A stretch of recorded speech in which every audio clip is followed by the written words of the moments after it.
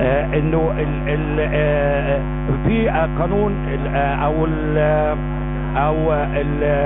سنة 94 في حكم محكمة دستورية كان المستشار المر حكم، وده حكم موجود بانه ولكن بعيدا عن ذلك هناك اعلان دستوري، الاعلان الدستوري نص صراحة على ان البرلمان هو الذي سيتولى تشكيل اللجنة التأسيسية صياغة الدستور، وهذا ما حدث بالفعل. هذا لم يحدث.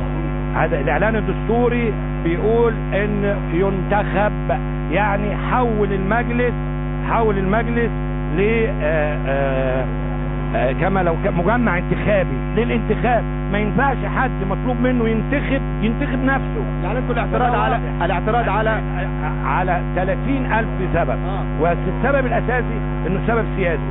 السبب السياسي انه الدستور توافقي، الدستور اللي هيحكم العلاقة بين المجتمع وبين الحكام، هذا العقد الاجتماعي اللي ما تعارف عليه دوليا، ما تعارف عليه عالميا، انه هيقعد 100 سنة، لازم يتعمل بتوافق كل الاتجاهات السياسية وكل اللي توافق المجتمع المصري.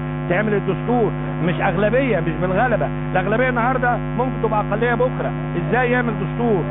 يعني ايضا اليس هل من الدستورية ان يتم تشكيل جمعية لصياغة دستور جديد تحت شعار دستور لكل المصريين؟ ايضا دستور لكل المصريين من خارج البرلمان تماما.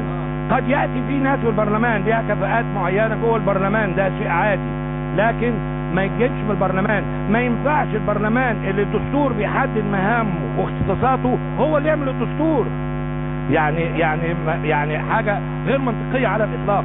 يعني أنتم كحزب تجمع ترفضوا المشاركة في هذه اللجنة تماما. احنا انسحبنا، حزب التجمع تحديدا انسحب قبل انعقاد هذا اللجنة المشتركة، هذا الاجتماع المشترك ما بين مجلس الشعب ومجلس الشورى باختيار الجمعية التأسيسية.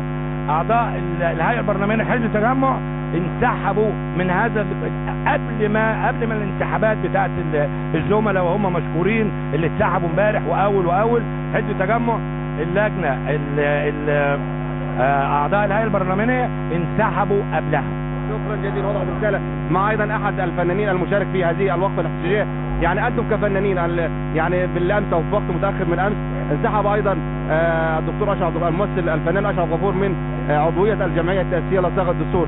انتم كفنانين ما هي النقاط او الملاحظات التي تبدوها على لجنة صياغة الدستور؟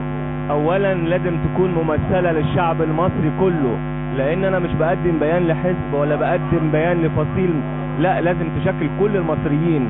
انتوا سودوا العيش علينا وكرهونا في حياتنا، عملوا الانتخابات في ظرف صعب جدا. قلنا كل اللي قالوا نعم هم المؤمنين، واللي قالوا لا هم الكفرة. بوظوا الدنيا وعملوا الدنيا. فاحنا كفنانين عايزين دستور لمصر للاجيال اللي جايه. تشكيلة اللجنة التأسيسية بهذه الطريقة لا تعبر عن جميع شرائح المجتمع المصري اطلاقا، والا كم الاستقالات الكتيره دي ما كانش له لازمه. الناس حاسه بالقهر.